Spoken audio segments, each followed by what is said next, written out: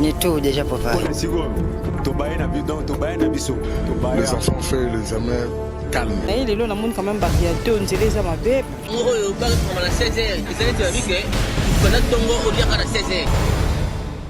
Merci de nous recevoir chez vous, chers internautes dans le monde entier. Merci de regarder ED Télévision RDC. Merci de visiter notre site www.edtelevisionrdc.com. Nous sommes contents de vous retrouver depuis la ville-province de Kinshasa en République démocratique du Congo. Kin Réalité, votre magazine, aujourd'hui consacre un dossier spécial à la situation que nous allons bientôt traiter avec vous. Vous allez bien le voir, il y a des câbles dénudés dans le quartier Yolo Sud, mais en général, c'est dans toute la ville-province de Kinshasa que cette situation persiste. La situation est inquiétante. Aujourd'hui, nous faisons un tour sur l'avenue Mbolé dans le quartier Yolo Sud, où la population va donner quelques réactions et leurs avis par rapport aux câbles dénudés de la SNEL qui présentent un danger pour la population. Merci à Prince Maïmbe Sivanga, le réalisateur de ce programme. Je remercie aussi la coordination de Richard Rich Tempête depuis Bruxelles en Belgique. Bonjour à vous et merci de coordonner ce programme. Merci, je suis à vous. Tout à l'heure, le développement, c'est avec vous. La réalité, c'est celle-ci, messieurs et dames, vous chers internautes qui nous regardez à travers le monde. Kinshasa doit se développer, mais l'aspect électricité en République démocratique du Congo, encore et encore des problèmes. Derrière moi, des câbles électriques dénudés, un danger pour la population de ce quartier Yolo Sud, normalement et ou précisément sur l'avenue Mbolé. Je vais prendre rapidement des réactions. Prince Maïmbe, si tu m'accompagnes. Beauté maman. Tout le monde y a un câble électrique et ils ont présenté moi danger pour la population. Il y a quartier précisément habitants et avenue Mbolé. Réaction nini par rapport à Eloko wana? Ah papa, Eloko on est bâti quand on boit. Donc même si monde déjà beto bangaka. Après 30 minutes il faut payer la moto. Après 30 minutes il faut katana. Ne toza la boito zo banga ne tibana mikende baleka na boyo ko katana kangi muntu. Mbula e ko katana kangi muntu. Bango bakonza SNEL bamona raté bango bata SNEL bamona raté nde babakabe bango batikela biso eza libanda boye toza na danger makasi faut baya babongisa bakabe na bango en plus courant na bango ezala nango stabilité courant na bango ne ezaka après 30 minutes ekei après 30 minutes fede donc na journée moko tokoza na courant biso 30 minutes kapama olalaka mulili balobaka eloko moko te me baforti tofuta omo baya babongisa eloko na bango courant eza ya mboka na biso mais tota ba pays mususu neti bangola ba Afrique du Sud ba poto bango baza courant pa na biso mais baza courant mo stable mais biso mo bisika zo wuta courant ya passe to mo la na mulili bola to lamba susu na courant tika makala bo stila na ngoni so mo beto ba ilongolo na bango on a zelo ka ngwa papa. Selon vous, danger nini ils ont présenté? Bon, danger n'est pas surtout n'est katanaka. Et moi, je dis que maman m'a dit que je donc na panique maman na ko ko anya pa kanga mala courant. Pour courant tant ils ont peli makasi câble katani. Au moins que les propriétés. Les propriétés il ce qui s'agit que va changer ba câble ba changer ba câble pour tous appels na protection. Ne te sans protection des abonnés. Yo en tant que Congolaise ya solo on proposait solutionner. Pour la Congolaise à solo, proposons les gens qui baillent à bongisler biso ba câble. Pour les amboka na biso tous à la fière nango.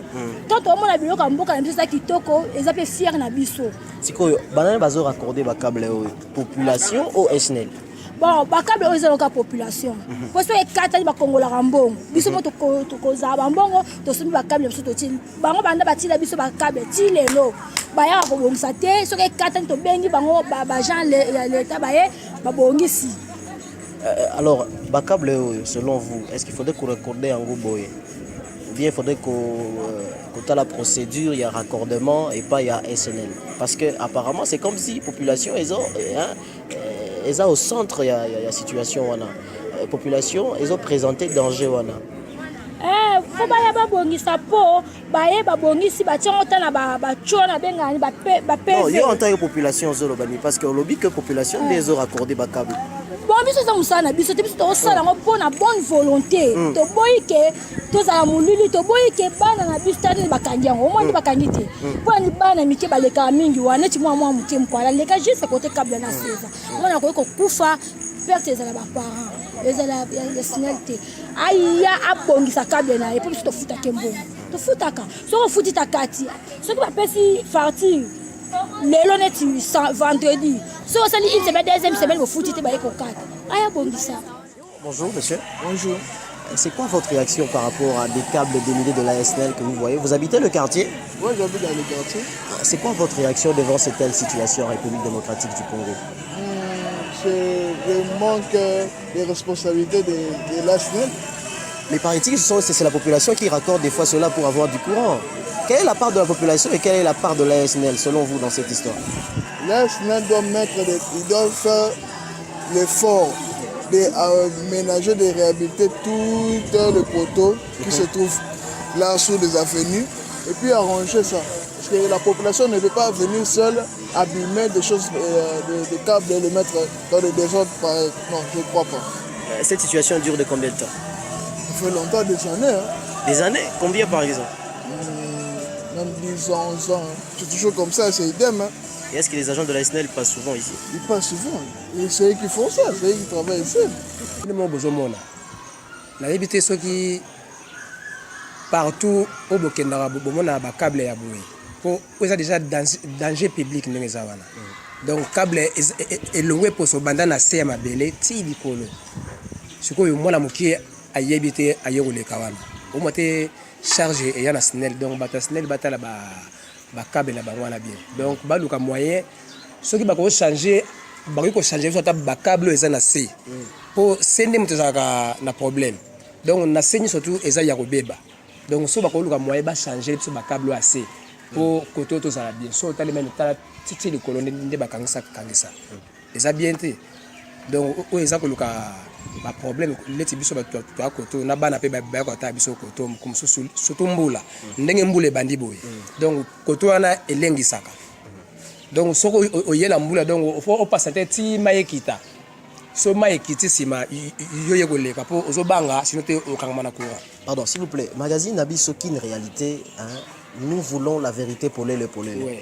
Dans ce dossier, nous pensons qu'il y a la part des responsabilités à la population, oui. Et puis part des responsabilités, il y a l'autorité à SNL. Oui.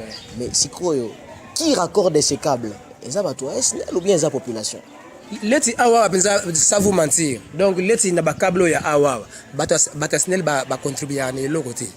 Toujours donc bayaka to sangisi ba mbongo donc chaque parcelle to ke somba câble so ka beziki ndambu toché siko yemo SNEL musana ezanini SNEL ndenge to yebi ndenge to tangela SNEL eza soki pa neza côté wana il faut ya na eloko ya ye abaki sesika wana mais SNEL na biso awselo. Donc selon yo population azana part responsabilité te na dossier wana. Oui.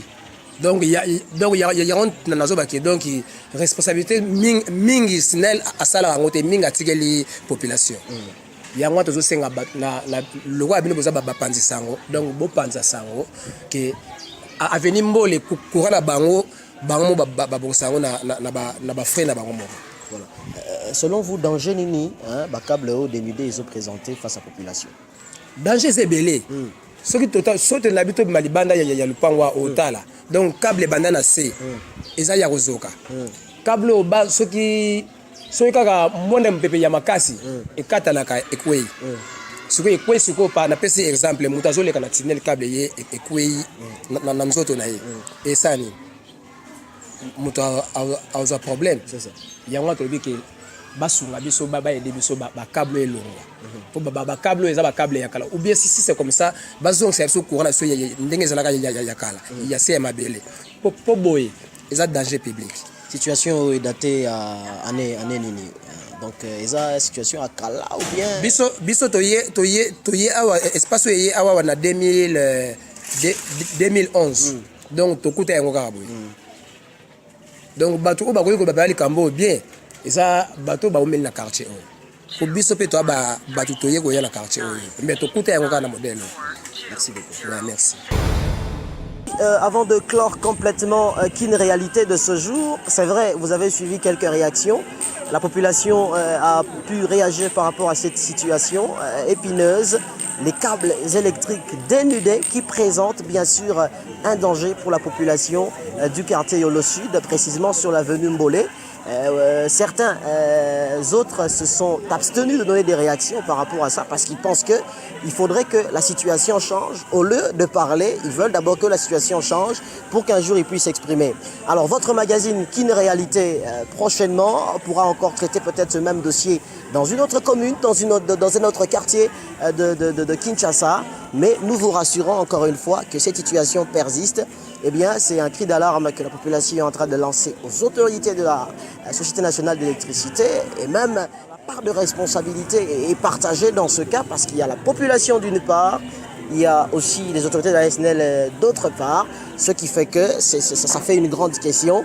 Et dans les jours à venir, Kin Magazine, par rapport à ce magazine de Kin Réalité, permettez-moi cette redondance ou tautologie, pourra peut-être aussi se mettre ensemble avec la rédaction des journalistes des télévisions RDC pour faire un décryptage sur la même situation. Donc, dans les jours à venir, Kin Réalité pourra élargir bien sûr le magazine. Il y a beaucoup de problèmes à Kinshasa, il y a beaucoup de problèmes dans ce pays qui demandent un changement impérieux, permettez-moi de le dire ainsi.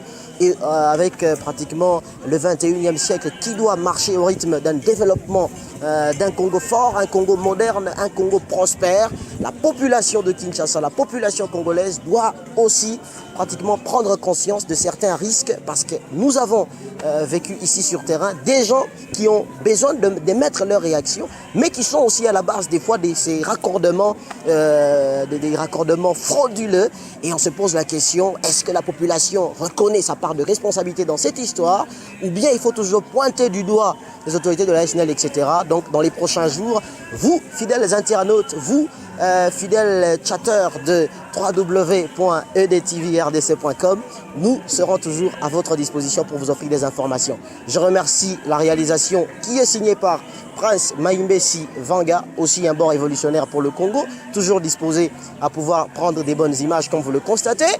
Coup de chapeau à Richard Rich Tempête depuis Belgique à Bruxelles qui est en train de regarder ce programme Kin Réalité. Merci à vous tous, merci à tous les internautes, Turquie, France, Angola, Zimbabwe, Togo, Canada, etc. Vous tous qui nous regardez dans tout le monde entier, nous vous disons merci.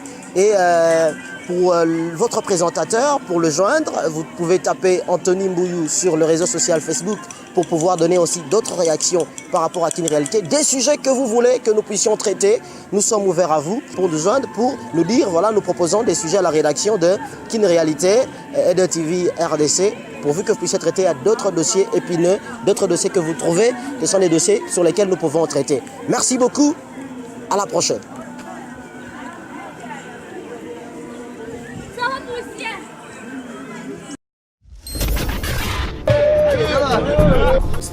Neto déjà papa.